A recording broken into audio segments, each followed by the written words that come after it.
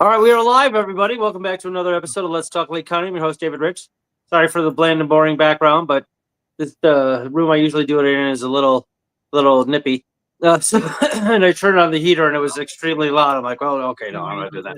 Anyway, I have a special guest on tonight, Matt Lowry, who is a local high-profile gentleman. He is the chair of the Fremont Township Democratic Party.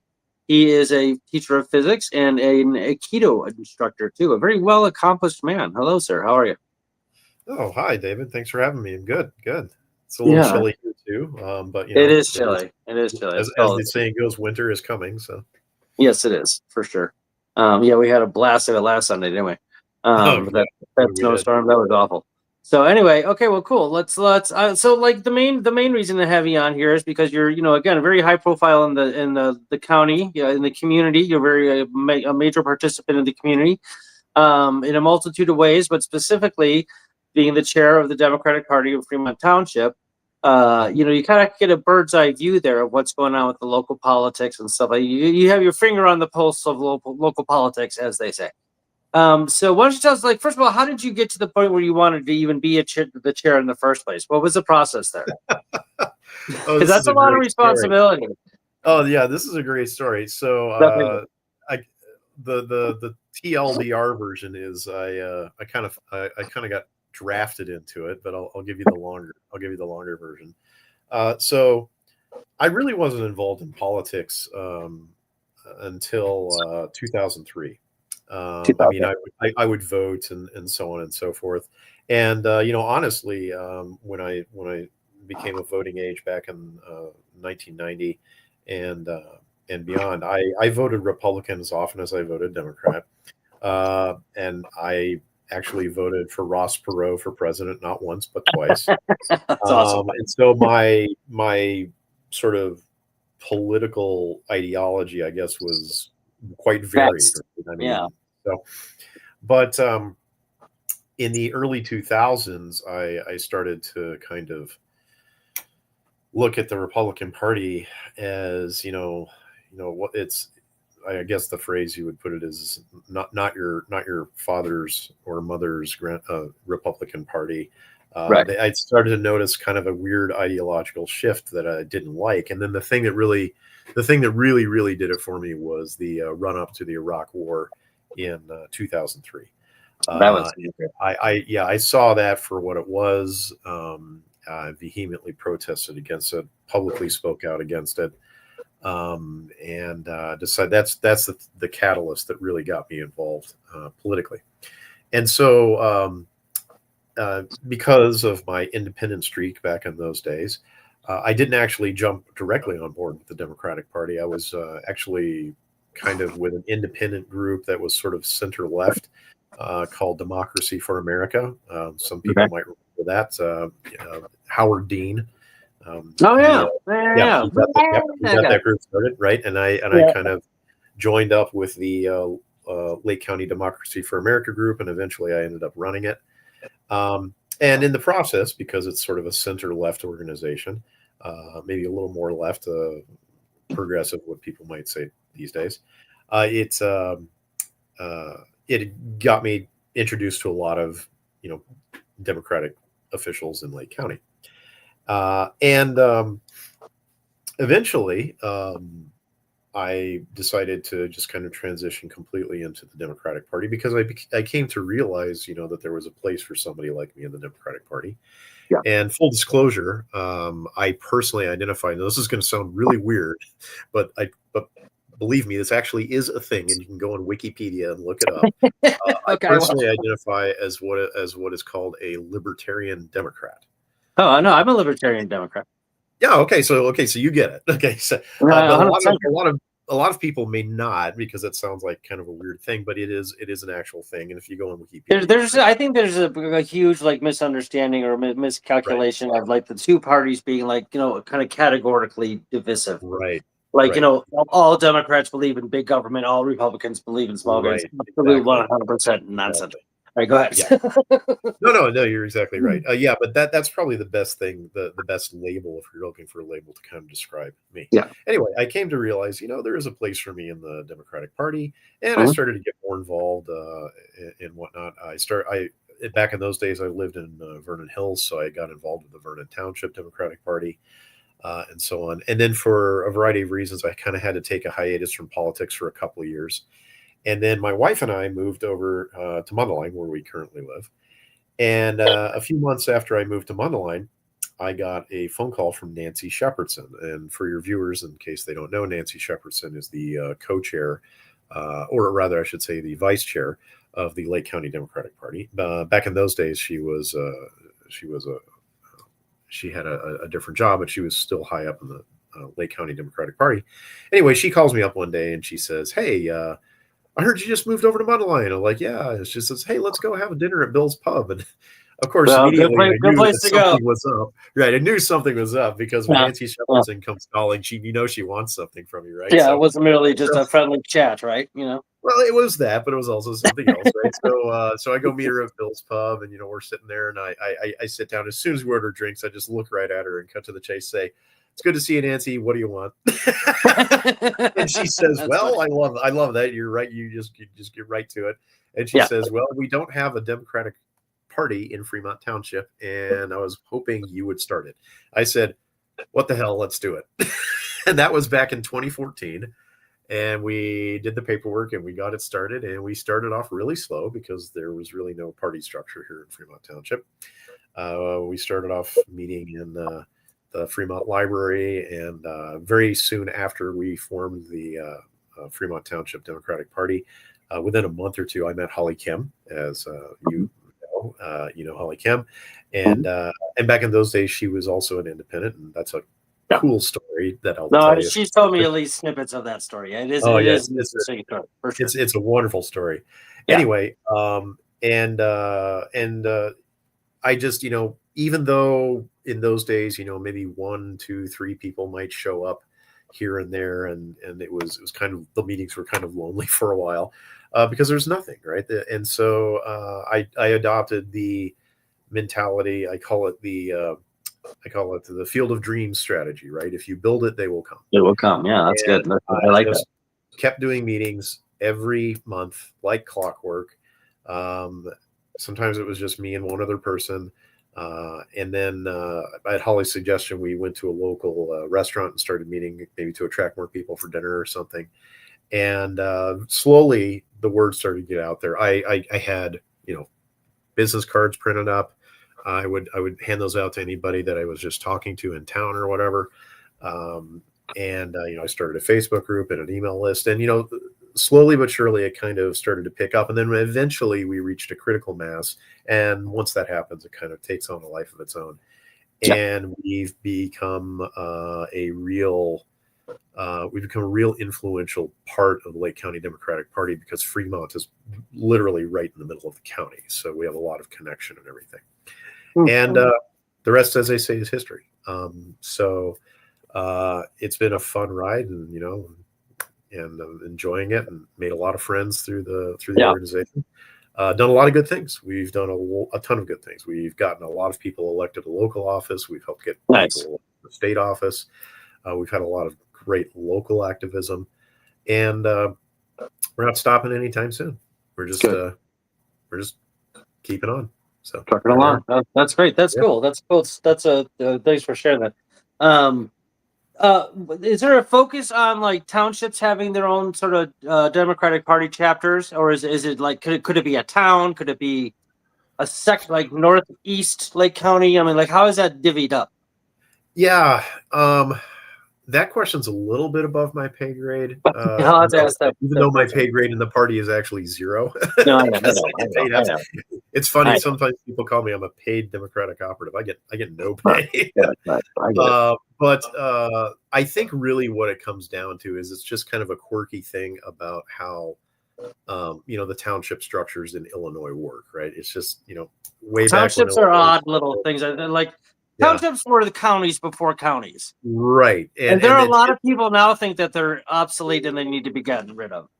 Yeah, Yeah, because and it's like we have counties. Why do we need townships? right. I mean, they do a lot of good things. Don't get me wrong. They do. I Oh know yeah, yeah, when Crystal Larson was the Avon Township clerk, she would right. tell me about all this stuff.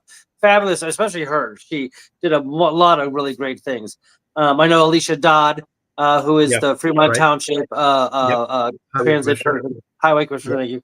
Thank you. Amazing work she's done, and so I get it. So Oh yeah, they have their roles right now. right. But I think just sort of like, as far as political boundaries go, I think people see them as like just obsolete. That they might go away someday.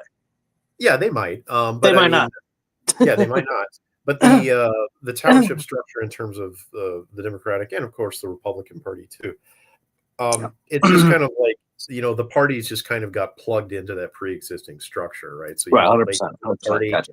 Yep. and then it was just the easiest way was just to kind of parcel it up by townships. Right. And again, it's weird because here in Fremont Township Democrats covers half of Mundelein, a little bit of Libertyville, a teeny tiny piece of Grays Lake, like the eastern part of Wakanda, a little bit of Hawthorne Woods. I mean, it's just really weird, but it is what it is.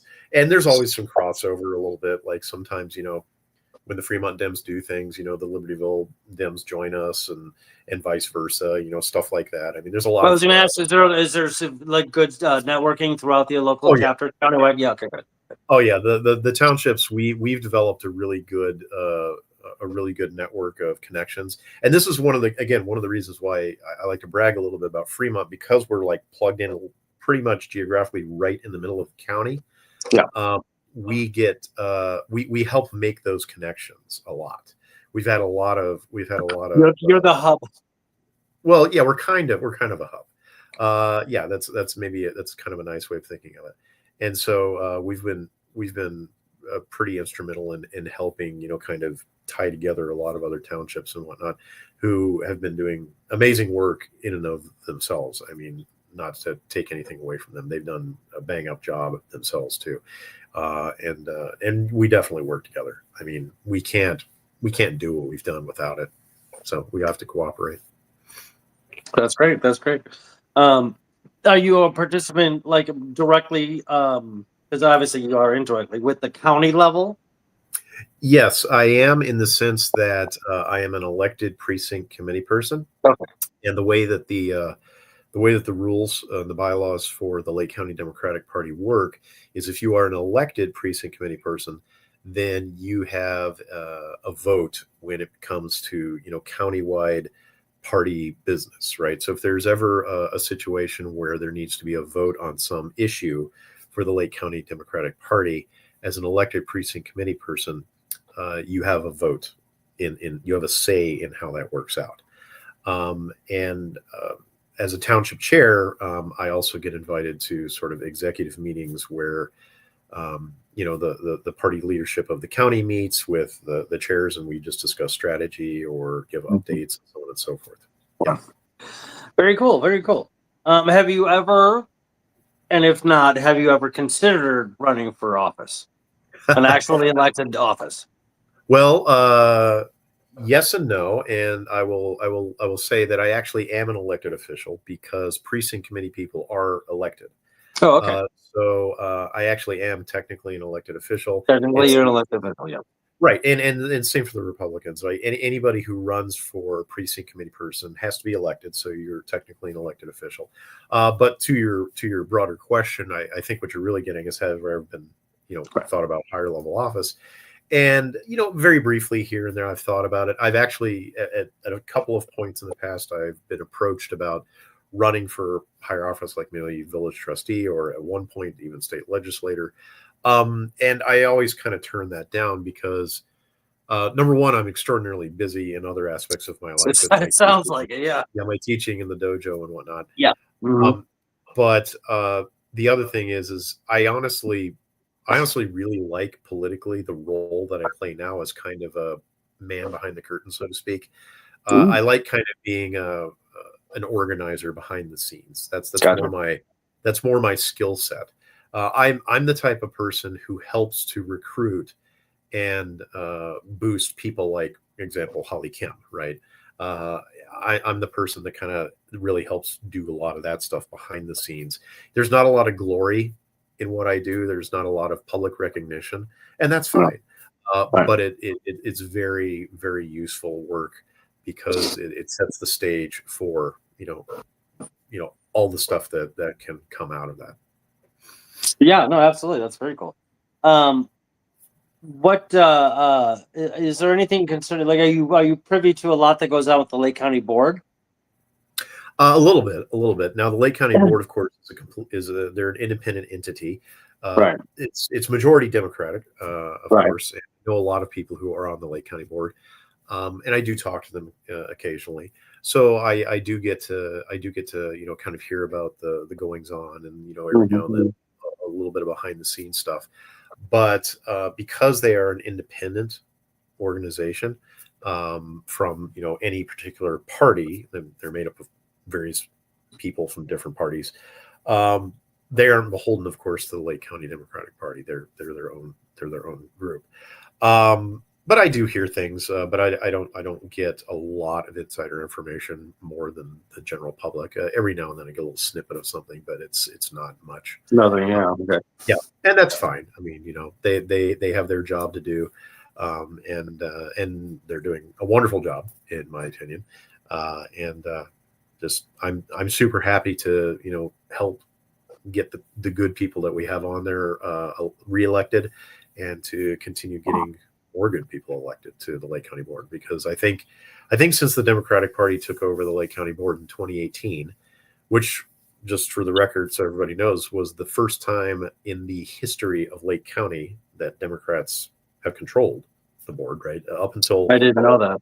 Yeah, as far as I knew that recall, for most of my life that the Lake County Right. was considered very red, but I didn't know it was never Democrat before. That's Yeah, interesting. as far as I can recall, I think me and some other people kind of looked into this. I think what we found out is, since the founding of Lake County as a government entity, Republicans up until 2018 controlled the county board, like, Wow. consistently. And then in 2018, it flipped blue, and then it flipped even more blue in the subsequent election cycles. And I think they've been doing great things, and apparently the voters agreed, because they keep reelecting Democrats as a majority on the board. So there we go. Yeah, no, for sure. Yeah, they keep going, they keep winning. Excuse me, but the individual. So I understand that the Lake County Board itself per se is not beholden to the Lake County Democratic Party, but the Right. individual members on the board that are Democrats, I'm guessing, are obviously affiliated with the Lake County Democratic Party. They Yeah. kind of would have to be somehow, some way. What's the dynamic like there? Is there any sort of like people from the Lake County Democratic Party kind of like tugging at their sleeves, the Lake County Board people, and saying, "Hey, what's going on? Why are you doing this? Why are you not doing that?" Sure. Yeah, there's Okay. there's always stuff like that. I mean, that's the nature of politics. Sure. And honestly, if I'm sure that our opponents on the opposite side of the aisle, the Republicans, do the same thing. Yeah. They tug on the sleeves of the Republicans, and honestly, and it's not, and because it's the Lake County Board, they have to represent everybody in the county. So it's not just Democrats tugging on Democrat sleeves and Republicans tugging on Republican sleeves. It's kind of like, well, everybody tugging on the board sleeves. It doesn't really matter, because honestly, that's the job of the board, is to represent everybody, and not just any particular party or constituency. But yeah, I mean, that's the nature of politics. So of course, people are tugging on the arms of people on the board, and asking, giving feedback and whatnot. We've had board members come to our meetings many times. Of course, the board members that come to our meetings as the Fremont Democrats are Democrats, and they've given us updates on various issues, Cool. and so on. But that's the type of thing that they would probably be doing to any group. Like, they would go to, say, the Rotary Club, and giving a talk like that, about, okay, this is an update. Or they'd be going to some civic group or whatever to say, hey, this is what's happening on the Lake County Board, and this is the things we're working on. Of course, when the Democrats on the board come to our meetings, there's a little bit more of a partisan flavor to it, because Democrats. But it's essentially the same type of information sharing that they would share with any constituents in the county. Right. Yeah. Right. What's the dynamic like between the Lake County Democrats and the Lake County Republicans? Do you guys get along, or do you fight like they do at the federal level? I always wondered about it. It's a real question. Just to kind of like it's really interesting. That's a really interesting question, and there's a couple of ways to kind of look at this. It's first of all, I'll say, I really honestly don't know any of the. I mean, I know names, but I don't know personally anybody who's like in the Lake County Republican Party at the upper echelons. I have met on more than one occasion my counterpart for the Fremont Township Democrats. okay. The Fremont Township Republican chair. But I think since I met Connie, I think his name was Connie Shanahan. I think since I met Connie, actually, the leadership of the Fremont Township Republicans has changed, and I haven't met the new leader. I mean, it's not like we hang out at the same barbecue together or anything like that. Right. But then, honestly, a lot of people in the Democratic Party, I don't hang out with them on my spare time. Right, sure, I understand. But I do know, it's very interesting. I do know, people are really complex creatures, and I have people that I know in the Lake County Democratic Party who they're very partisan and they just despise the Lake County Republicans, and it's like, cross and walk on the opposite side of the street as them and all this. Yeah, that sort of thing. And then at the same time, I know people in the Lake County Democratic Party who have developed all kinds of relationships with people on the other side, and they they do go to each other's barbecues, and they do kind of socialize and whatnot, and it's a very interesting dynamic when you can kind of see that, right? It's interesting. I'll give you a little bit of I'll give you an example. Again, Holly Kim, right? Holly Kim's a perfect example of somebody who is just like very social with people all across the political spectrum here in Lake County. Yeah.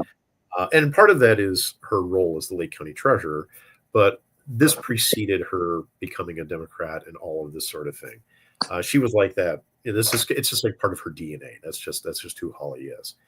And she's formed friendships with Democrats, Independents, Republicans, Greens, Libertarians. Just the whole bit.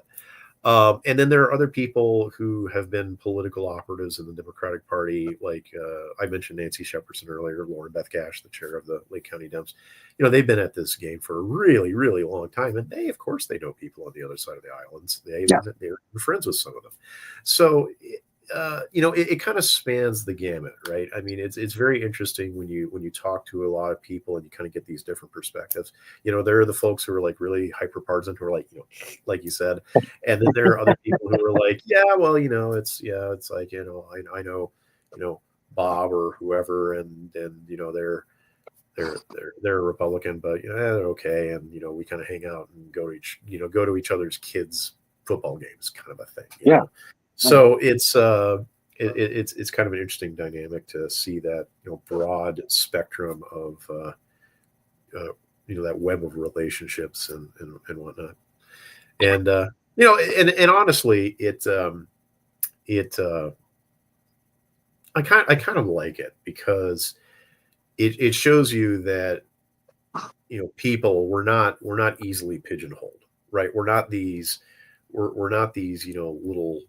little dolls that kind of fit only in a particular part of a shelf or something like that, and whatnot. And you can actually treat people on the other side of the aisle or of different political ideologies like human beings, even if you disagree with them, and you fight like hell to elect your people and not theirs, and so on and so forth.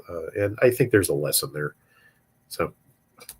Yeah, no, absolutely. On a non-political level, I have plenty of friends that are Republicans who are perfectly wonderful, rational, down-to-earth people. They're not, like the crazy part of that whole thing.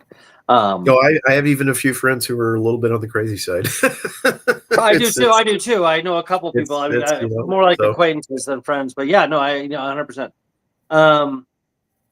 Yeah, but like I'm thinking of like the federal level, like the optics are, it's like they're always fighting and just hating each other and everything else. But then you Yeah, like kind of like go a little further, you go do some research, and like John McCain and Joe Biden like would scream at each other at the congressional floor, Senate floor, and like go out to sure, lunch, and like they were best buddies. You know, sure. the Obamas and the Bush family are like best friends. You know, it's just, I mean, stuff like that. So it's just not what you see or hear on the television or wherever, that these sort of things happen. You kind of look into it a bit, but because it's, again, it appears like they just utterly, deeply, and genuinely hate each other, and probably some do on both sides, like you were describing here at a county level. Sure, sure. That's, just because you're of the other side of the aisle, I don't like you, and Right. that, I don't think that's a very healthy way to go through life, personally. You should pick and choose people individually, because when you start collectivizing people, this is actually very libertarian. Yeah, Collectivism is awful. Like, because you're a part of a specific group does not necessarily mean you're a bad right. person, or Yeah, like. yeah, and part of it, not to sound like a quote right winger here, but honestly, part of it is I think the media has a part to play in this, in that our the way our media landscape is kind of set up is eyeballs on screens, right? That's what they really want. They want to get your eyeballs Talking on. heads and elbows, yeah. So of course they have the big headlines, and what's going to get attention is a headline that says oh so these two people are fighting it out and there's so much drama, blah blah blah. Well, that's going to get a lot more attention than hey, generic Republican X and generic Democrat Y work together on bipartisan legislation to do whatever, right? I mean, the first article is going to get a lot more attention than the second one because it's just kind of Well, it's that's sensationalism. the crowds are People like the drama. racialism, right? And the thing is, and this is nothing new. When I talk to people about this, especially some of my younger friends, I I always remind them, this sort of sensationalism in the media, this really is nothing new. Oh, Because I mean, you'll get this because I saw your ACDC shirts, right? So hailing back to the 1980s, right? Uh, you know about the old Don Henley song, "Dirty Laundry," right? yeah. Dirty Laundry, right? And if you listen to the lyrics of that song, what is it? Well, and those are the viewers who have never heard of this song before. Look it up on YouTube. Look it up on the YouTube, as they say, and make sure you read through the lyrics, because it's a song which it's a really great, kind of pop song from the Mhm. 1980s, and it's just this blistering critique of the media about how they sensationalize everything and Interesting. I all don't this think I sort of. ever knew that. Okay, that's Oh interesting. yeah, I'm gonna check it out. look at the lyrics. Sometimes it's just a brutal takedown of the media. But that's back in the 1980s. But then you can go Yeah. even further back to, Oh, like the 1920s and 30s, when you had these, the big newspapers were the media back in those days, and that's when the phrase, I think it was called, "When it bleeds, it leads." That's kind of where that phrase hails from. interesting. Okay, yeah. Yeah, and so this whole idea of sensationalizing news stories to get people's attention, to buy the newspapers, or click the likes, or get the eyeballs on the screens, or whatever, or open the link, uh, or to tune into a particular TV or cable channel. It's nothing new. What's different is the vehicle, right? The medium is different, and maybe the pace is different, because with the internet technology, it can just kind of come at you much more quickly than, say, getting a daily newspaper from a couple of generations ago. But that part is not new. We're in a really hyper partisan time. I do agree that there's probably more partisanship now, but again, how much of that is distorted because of this media lens that we're talking about, and how much is actually reality? It's kind of tough to tell. Um, in my opinion, the current occupant of the White House, he does very little to, how shall we say, bring people together, and so that probably exacerbates it. But he was a reality TV star, so go figure. Um, and so there it is. But I think another aspect of this too, and again, this is something that's always kind of been true. The old phrase, "all politics is local." that's, I think, a really important thing to bear in mind, because throughout all of the political experience I have had, the more and more local you look at politics, the less and less the partisanship matters. And Yeah. that has become very apparent to me, especially in the last 10 years or so, being the chair of the Fremont Democrats, because being the chair of the Fremont Democrats, I've been sort of forced into a position where I really have to pay attention to local politics much more. And honestly, when you really get down to the nitty gritty, when you start talking about like county board level stuff and village stuff and township stuff and whatnot, school boards, library boards, a lot of the partisan stuff just kind of melts away. And it really just kind of gets down to the nitty gritty of just, on a day-to-day basis, just getting stuff done. And there is so much agreement. There's so much agreement on various issues and so on and so forth. It doesn't have a lick of anything to do with partisanship. And so that is why I always encourage people as much as possible. I say, look, you really want to get involved in politics. If you really want to get things done, and at the same time, I'm going to sound a little sappy here, and at the same time, maybe help restore your faith in humanity a little bit. If you want to do all of those things, get involved in local politics, because 100%. that's where the rubber really hits the road. That is where you can really have the most impact, the most bang for your buck, so to speak. And this is also where, you can really see people, you're interacting with people face to face. It's your community, right? It's your neighbors. It's the people down the street. It's not some talking head or caricature of somebody on a screen, griping about things in Washington or, some other state or whatever, right? And so I suspect that to a degree, this has always been true, that when people look more locally, they realize that there's a lot more agreement than disagreement. And when they look more federally, nationally, that's separate. That's where the separation kind of starts to happen in terms of, separating into partisanship and so on and so forth. And I mean, like I said before, now we have, there does appear to be more partisanship than there was in the past. But I also suspect that, it's always been kind of this way where you see more partisanship at the federal level.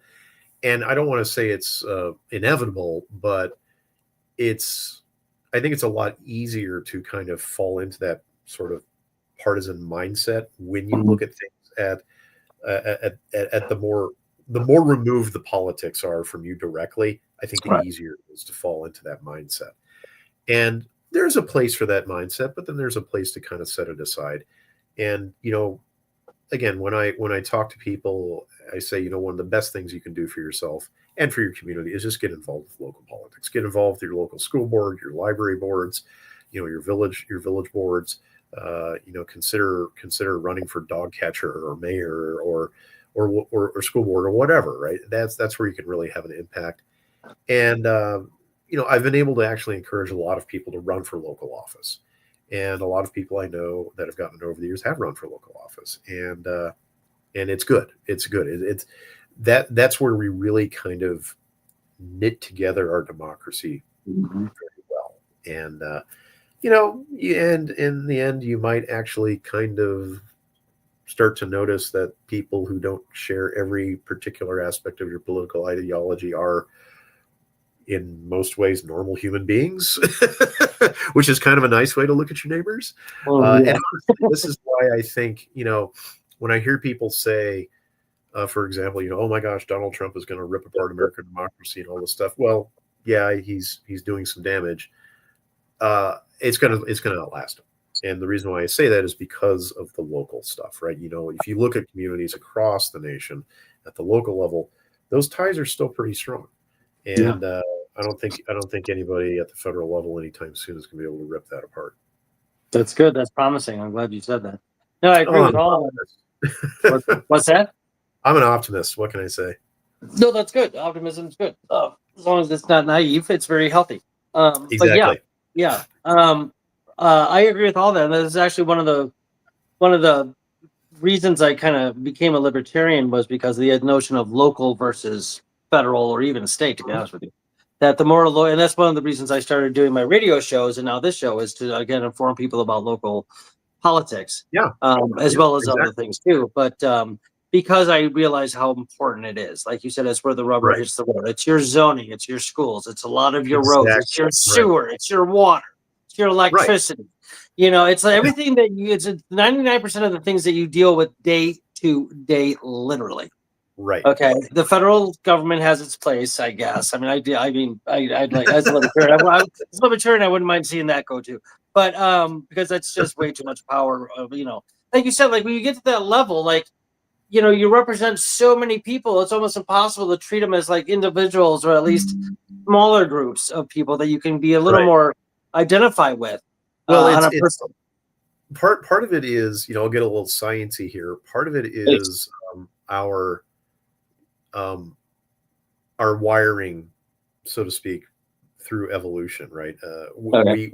We have, we have a tendency to pay attention to the things that are closest to us, that are most immediate to us, for a reason, right? Because Right. I mean, wind the clock back a couple million years, and suppose you're a hominid hanging out on the savanna of Africa, and you see the tall grass over there. Well, you're going to pay attention to the tall grass that's really close, Right. because if there's a lion hiding in the grass, you got to kind of pay attention to that. So if the lion jumps out, you got time to run. Right. You're not worried about the pride of lions, which is 10 miles away potentially, Right. because they can get to you, right? They can't. It's So like physically impossible. we're kind of wired by evolution to pay attention to our immediate surroundings, right? But it's kind of funny that in a weird way, we have been conditioned, in modern humans have been conditioned with the internet and all this sort of thing, to kind of flip that around. So many people pay so much more attention to the federal stuff, which is important, as we discovered recently with the government shutdown. Suddenly people started to figure out, oh, the federal government actually does do a lot of things. Yeah, and that's a whole other discussion. Yeah. But the attention is kind of taken up there politically, and so little attention is paid to local politics. I mean, if you look at just turnout in municipal elections, it's if you get 15 or 20% turnout in a municipal election in Illinois, it's like huge. It's such a sad. big deal to get. Like Yeah, legitimately makes me sad. The right. And low that's the thing turnout that's rate of crazy. local politics, because again, Right.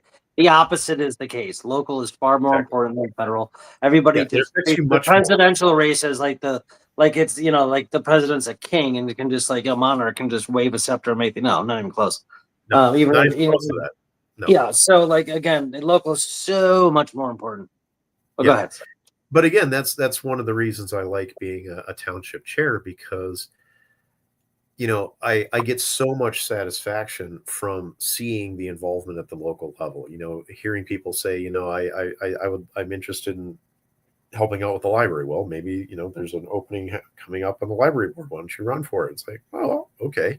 And just getting people plugged in. I was involved with an effort here in Mundelein to get a referendum for the high school, and all of that sort of stuff. So getting people involved in the local things, like you say, that affect you on a day-to-day basis, and getting that input, it's so vital.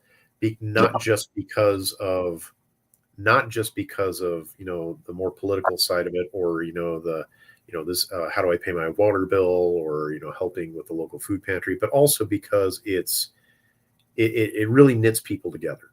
Yeah. Right? You see people get knitted together, and you build that sense of community right here at home.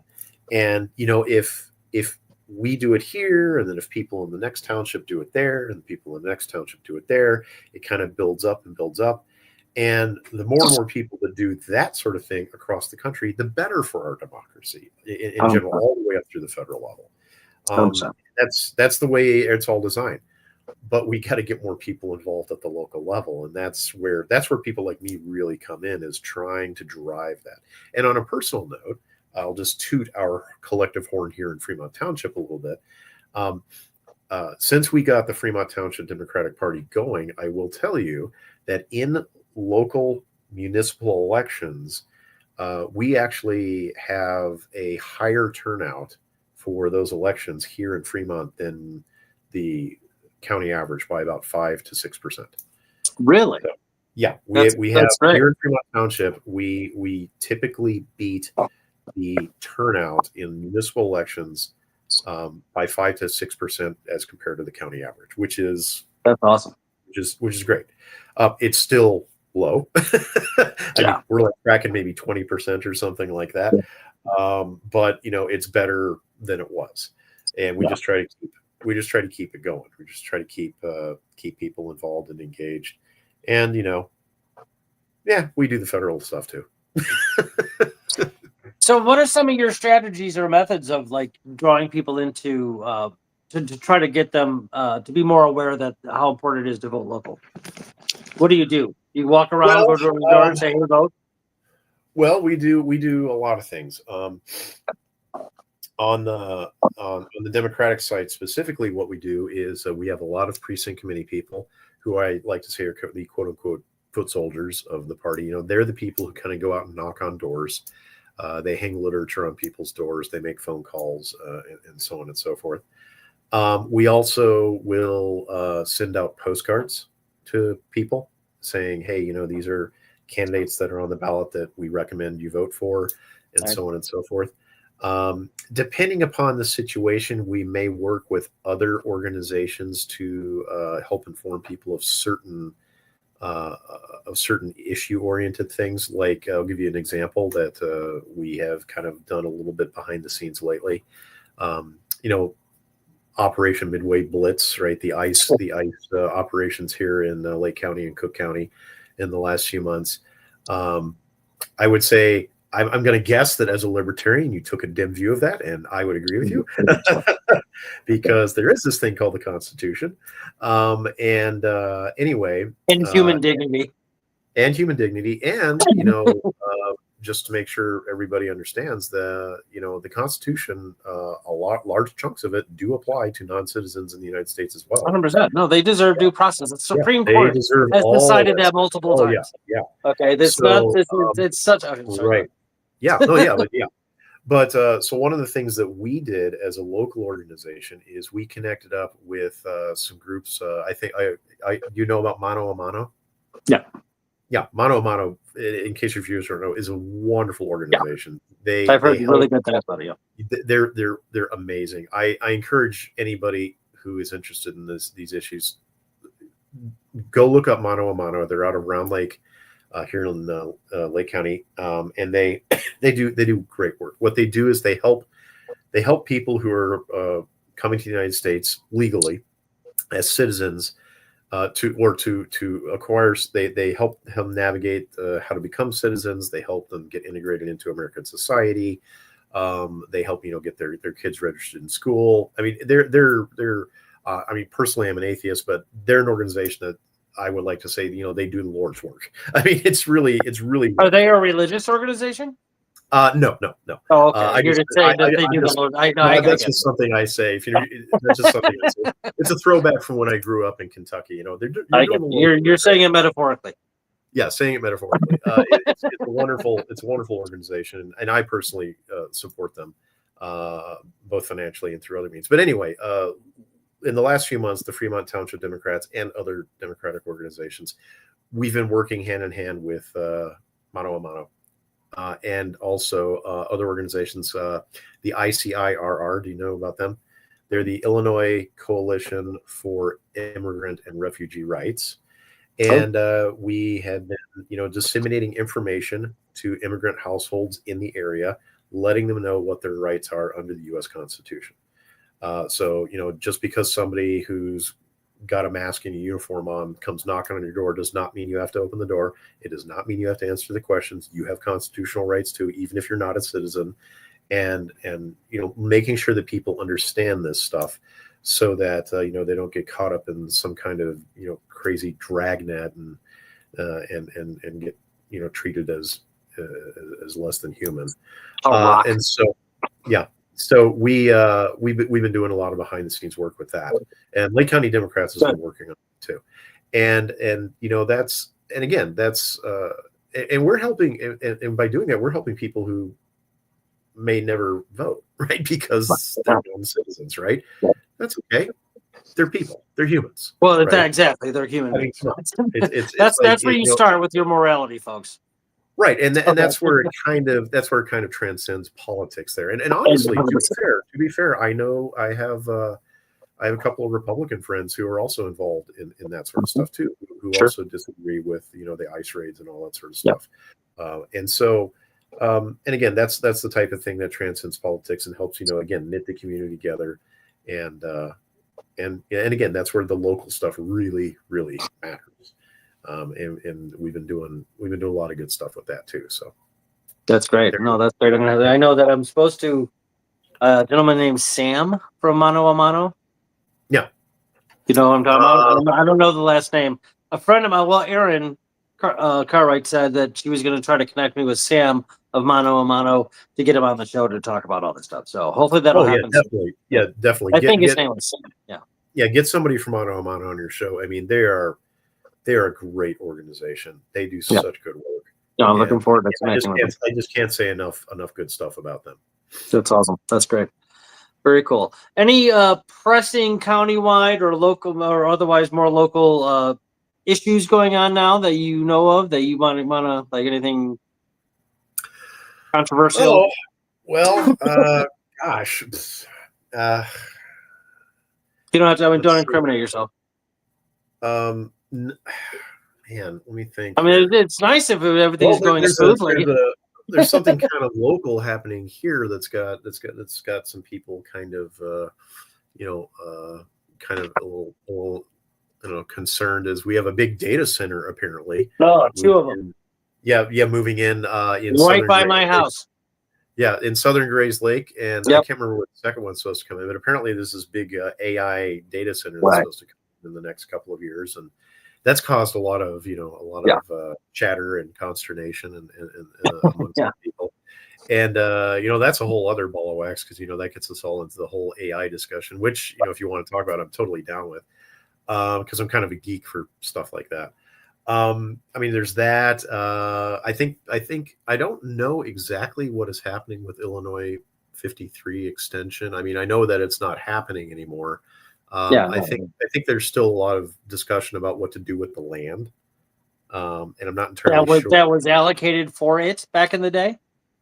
Yeah, I mean, because of course the state was buying up all of that land in order to potentially extend Illinois Route 53 northward, but then it never happened, and they kind of officially killed the project, and so now they have all of this land. It's like, well, what do we do with it?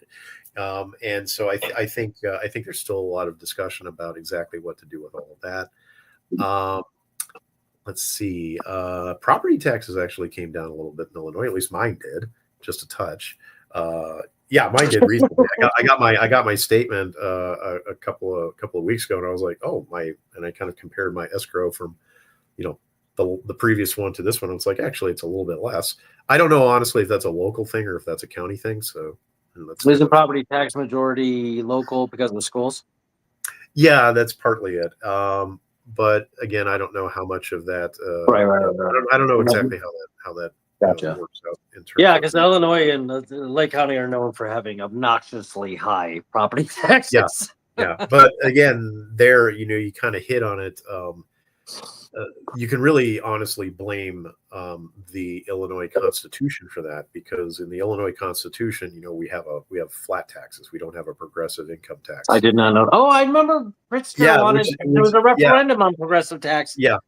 I didn't know it was in the face of a flat tax. I didn't. Right, and that's the thing that's so crazy, is a lot of people don't understand how that works in Illinois. So, and here's the great irony, right? Illinois is considered a very blue liberal state, right? Yet we have a flat tax, which is a very regressive tax. Right. And then you go next door to, say, Indiana, and Indiana, really red state, conservative, Republican. They have a very progressive taxation system compared to us. So it's interesting. Again, really, try to avoid these categorical understandings of parties. It just does not work like that. Right. And people say, well, how can we have this crappy flat tax system here in Illinois? And just so your viewers know, because we have a flat tax system, we in contrast to, say, Indiana and some other states that have progressive income tax systems, we don't have like necessarily this really big pool of state money that can go fund the public schools. So where does the vast majority of the money to fund your local schools come from? It comes from local property taxes. And that's why the local property taxes in Illinois are so high compared to other states, because in the other states, they have a progressive income tax system. Here we have a flat tax, and there you go. And we can't change that in Illinois until we amend the Illinois Constitution. That's the problem. That's why it's so persistent here in Illinois, because we can't just tell the state legislature, oh, hey, pass a bill. No, they have to amend the Constitution of Illinois, and that's a much higher bar. I think you need like a 2/3 supermajority in both of the houses, and then the governor needs to sign off on it and all this sort of stuff. And it's a much higher bar to hit, and that's why we're kind of stuck with that here in Illinois. Until maybe we do pass, like you said, a statewide referendum. I know it was attempted in 2020; it didn't make it. Maybe they'll try it again. But until we can get that done, we're kind of stuck with the higher local property taxes for exactly that reason. So it's a pretty contentious issue. Well, I hear people complain about it all the time, and they say, well, you go over to this state or that state, and the property taxes are so much less. I say, but you're paying one way or the other, right? You're either paying higher income taxes to the state, or maybe people at the upper end of the income scale are paying a little bit more percentage-wise on their higher income towards the state. That's what a progressive income tax is. But because we're not doing that, we have the flat tax, then you have to make up for it somehow. Otherwise, the schools and the local infrastructure crumble apart, right? So the money's got to come from somewhere. It doesn't just like pop into existence magically. No. It'd be nice but even if money popped into existence magically, you would have this thing called inflation, which that's right. That's what happens technically money initially pops into existence just by the will of the Federal Reserve. As my friend says, the money machine goes brrr. Yeah, exactly. Like it seriously, just somebody sits on a computer, the Federal Reserve goes, hits enter, and poof, millions of dollars were just created. Just shelling out those dollars, right? Yeah, exactly. Like money's very weird. But anyway, so I mean, it's important, and that's a whole other discussion too. It is for sure. Interesting. So we only have a few minutes left here, and so I wanted to ask you, because I was really I didn't expect it, not that I had any opinion otherwise, about the whole libertarian thing. Have you associated with any of the people in the Libertarian Party around here? Do you know anybody, Les Steffner or anybody like that? Not officially. Okay. I've never actually attended the Libertarian Party meeting. Okay. I think I know some people who are in the Libertarian Party locally, but I've never actually attended any of their meetings or anything, because I do kind of tend to be, I'm not libertarian. I do tend to be sort of a libertarian Democrat. So and so I don't actually have any direct involvement, nor have I ever really had any direct involvement with the Libertarian Party.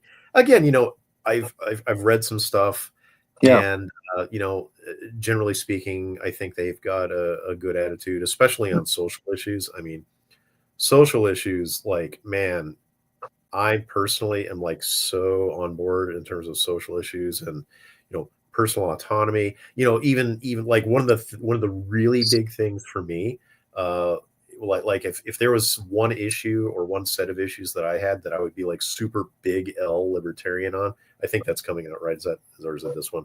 But super big L libertarian would be like the war on drugs.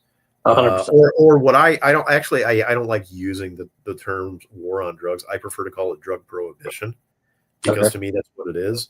I mean, and to me it's just as useless as alcohol prohibition was back in the 1920s and early 1930s, because and bear in mind, this is what I'm saying is coming from somebody who has never once taken a hit off a joint, nor do I ever have any interest in taking a hit off a joint. I've never even touched marijuana or any other illicit drugs. I've only have two drugs that I've ever engaged in: alcohol and good lovin'. And that's it. There's no other drug that I've ever done or will ever do. But having said that, I think I'm on a personal level, I'm like really big on this whole personal autonomy thing. Like, I think, if you're an adult, you have the right to put whatever you want into your body. And yeah, I'm sorry. Your body. The government should have nothing to say about that. Period. Right. Unless what you're putting in your body is something that could harm other people. Right. And I think that this whole quote war on drugs things is one of the worst things that the federal government has ever done in the history of this country. It has, of course, not brought down illicit drug use. It has not helped anyone who is hooked on drugs, who's an addict. It has ruined so many lives by, especially this 3 strikes and all this junk, it has ruined so many lives of so many people by putting them in jail, and it has bloated our prison system and turned otherwise good, decent citizens into criminals. Because if you take people and you put them in the prison system for years, they become more hardened, right? Because they have to survive in that environment, right? And you kind of screw up their lives that way. And so it's if I could wave a libertarian wand and change one thing, me personally, it would be get rid of the war on drugs. Just get rid of it. Now, of course, there's the question, what happens after that, right? People will say, oh, well, if you don't enforce drug laws and all this stuff, there's going to be chaos. There's going to be people overdosing. There's going to be, crime. There's going to be, people having car wrecks, blah, blah, blah. Well, my response to that is, well, what the hell do we have now?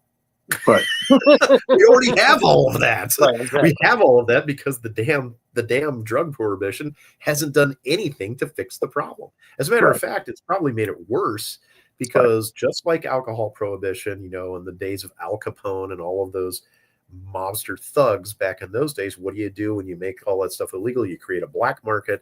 And then that's when all of the criminals come in, and the real criminals, that's when they come in, and that's when you have all the gangland shootings and all the violence and all this. And it's a huge waste of time, resources, money.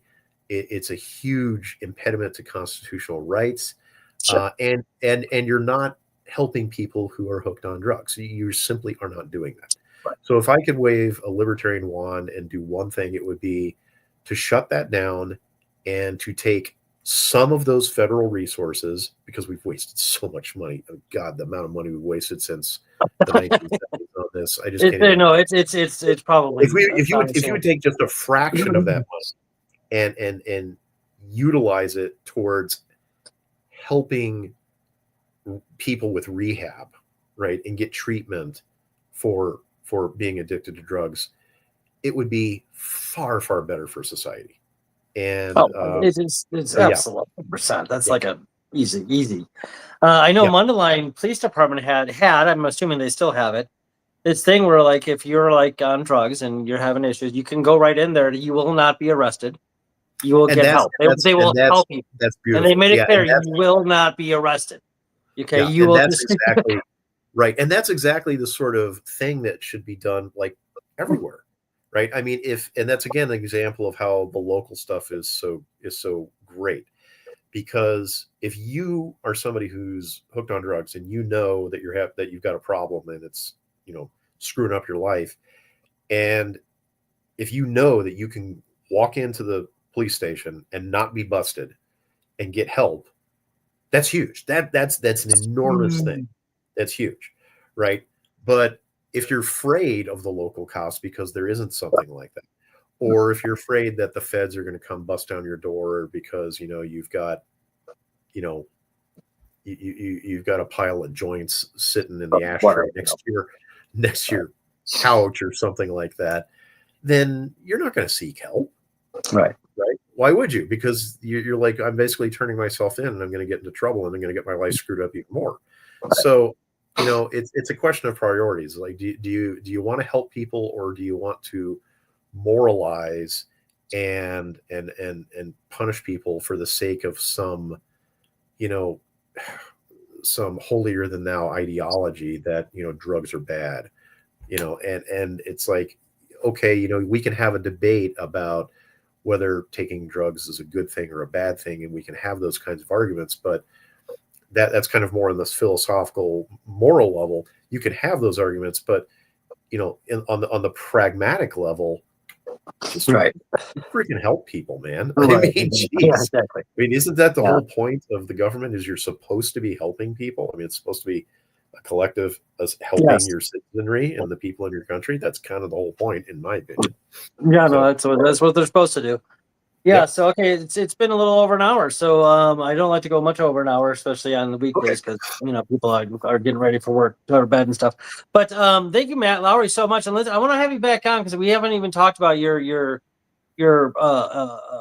physics aspect of your life and teaching physics. So I want to talk more about, like, I have a philosophy of science bachelor's degree and a master's degree in systems science. So I dabbled in physics. One of my best friends has a PhD in physics. And so we're constantly going like the philosophical level of physics. We kind of like. Oh well, dude, we have totally got to do this, because in addition to being a physicist and teaching college and high school physics, I also have a degree in philosophy. Nice. Yes. I have a degree in philosophy. So that's a powerful combination. Oh yeah, it's so cool. It's because it's all critical thinking and logic and math and like the higher aspects of human reasoning. That's really amazing. Oh yeah, it's very. I love that. Cool. Yeah, so let's definitely get back on. Yeah, let's get you back on. We'll just kind of geek out on philosophy and physics for a while. Yeah, that'd be great. Oh, that'd be totally good. Let's do it. That's great. Yeah, thank you so much for coming on the show. It's very insightful. Great talking to you. You know a lot about stuff that I really love that people can get a hold of this information. Be privy to it somehow, some way. That's why I started these shows. So thank you so much. Matt Lowry, chair of the Fremont Township Democratic Party, teacher of physics, and instructor of Aikido. We want to talk about that. That's very philosophical. Yeah, we can talk about that. We can talk about that too. Sounds good. Thank you so much, sir, for coming on. Thank you, everybody, for tuning in to Let's Talk Lake County. Your host, David Rich. Until next time, keep talking. All right. Take care. Bye-bye. Bye-bye.